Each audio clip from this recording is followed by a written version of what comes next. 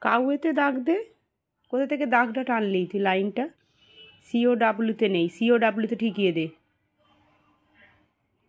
ওপর দিকে তুলে দে। ঠিক আছে, এবার করো।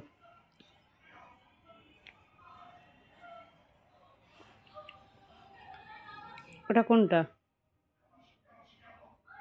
তা ঠেকা, ভালো করে ঠেকাতে হবে তো, ঠেকা। শেষ করলি না তো। ঠিক আছে।